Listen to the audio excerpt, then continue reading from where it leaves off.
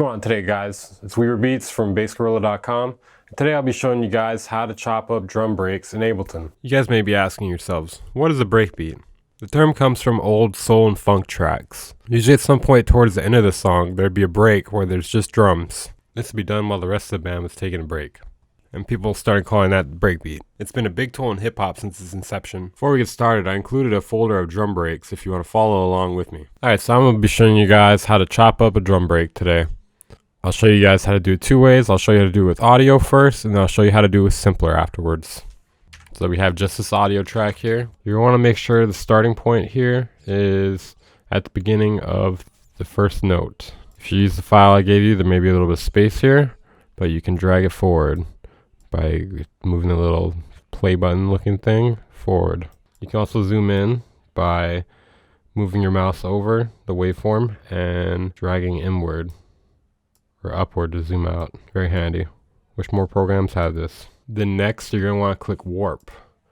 What we're doing right now is we're warping the audio. That way we can do whatever we want with it. We can move the BPM of it. We can alter it without the rhythm getting messed up. So you're going to want to warp it first.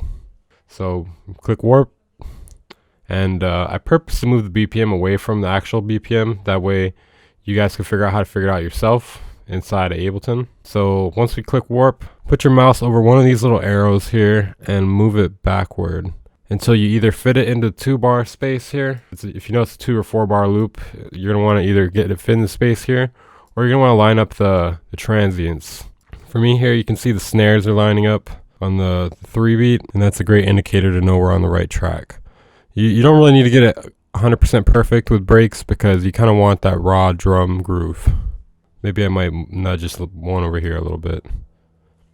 Okay, and then from there, we're going to zoom in. You can do the same thing at the top here. And then I'm going to split this part of the track by pressing Control E, which is split. You can also do it by right-clicking. Right-click, and then you go to split. And then you may listen to this, and you may notice, hey, that's kind of fast.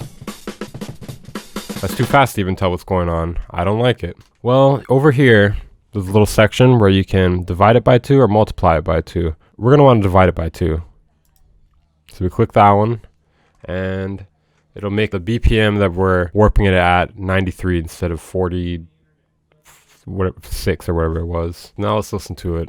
We're going to loop that section by moving the loop markers.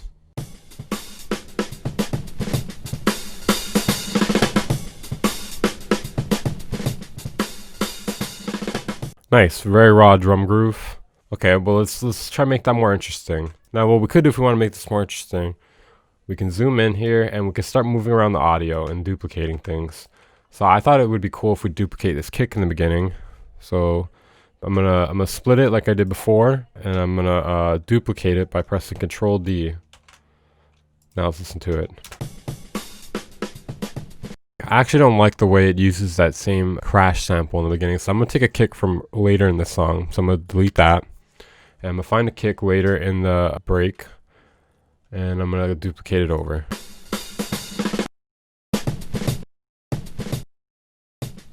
There we go. There's one right there. So I'm going to take that, and I'm going to duplicate it. Same thing as earlier. I'm going to split it.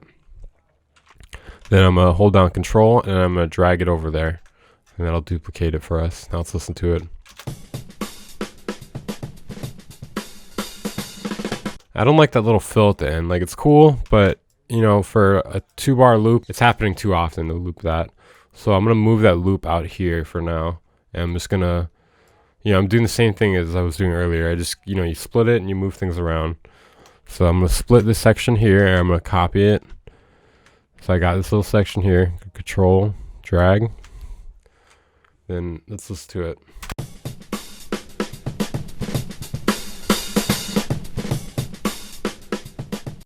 Well, it sounds good, but it's not quite right yet. I don't think it's right yet.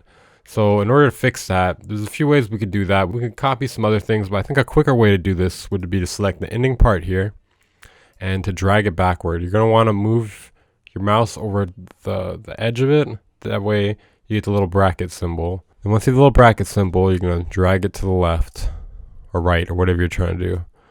And we're going to basically take the same section from earlier in the audio. That way the loop doesn't sound as strange. It sounded like I cut off the fill, but I don't want it to sound like I cut off the fill. So let's listen to it now.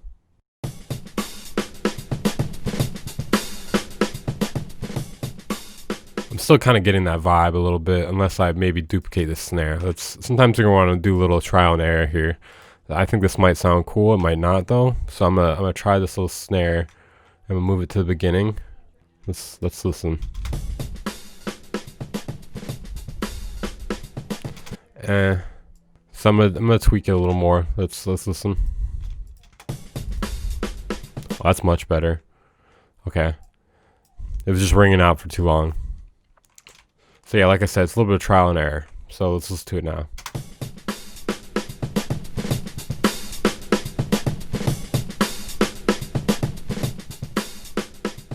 It's perfect. And you know, there's a million ways you could chop this up.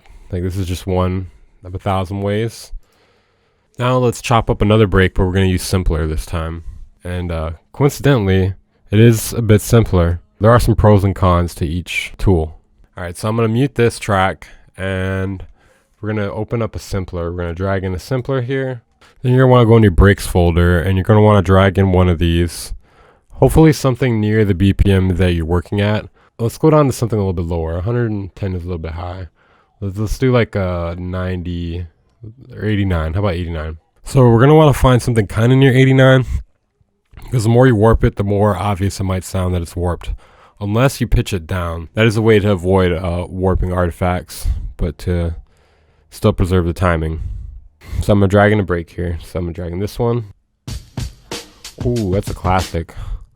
Yeah, let's use this one. So to really make use of this one, you're going to want a MIDI controller. I'm going to be using an Ableton Push 1. I'm going to show you guys one of the easiest and funnest ways to chop breaks in Ableton. You're going to want to set up your MIDI controller. I'm not going to teach you guys how to do that right now. That would be a different tutorial. I'm just going to assume you have that all set up now. As you'll see, there's a few different options here. Classic and one shot, they're okay, but slice is like the true gem in here, because you'll see. Let's just click it. And you may notice something. It auto chopped everything already. And you may say to yourself, hey, I don't want that. Well, you can turn that off. You can change the way it chops down here.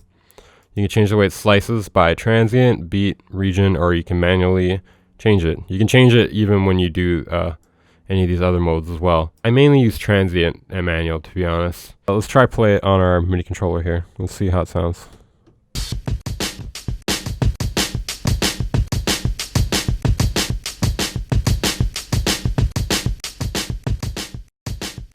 Yeah, pretty fun. As you can see, it's like each individual drum note there. If you wanted to preserve more of the groove though, and go with more of the rhythm that's already existing in it, we can change the sensitivity down here. If you turn on the sensitivity, that'll lessen the chops. So if we turn it down, let's listen to it now.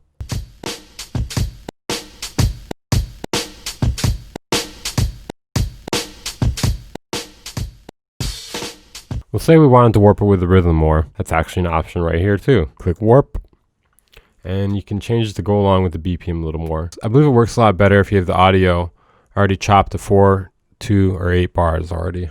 As you can see, there's some options for that over here to help you work with it, but you can't really change the audio beforehand. So you're going to want to prep that if possible. This loop I had was already prepped, so thank God. At the top left here, you'll see the tempo button. You can change the tempo number. So we're gonna make it like 70 something. That way we can really like hear the warping. So let's listen to it now.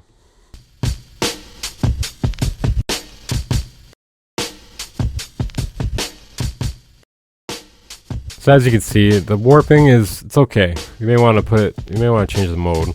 Let's try like Complex Pro. It might sound a little bit better.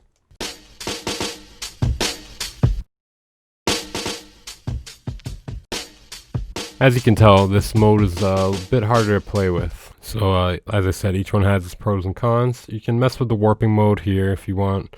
There's a lot of different options. So that's one good thing about this. As you can see, there's some other options too. They're not all as important though. You can change the playback. You change the gain for the entire sample here. You can change the way it's triggered here. There's a little filter, LFO. You can transpose it. There's another volume knob here. Let's transpose it a little bit. Let's turn it down. That'll match the tempo a little better.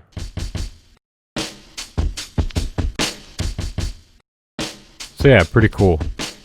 A lot of creative things you could do with that there. Then as you can see, there's another tab here where there's controls. You can dig into the sample controls a little more here. You can even change the glide if you want that.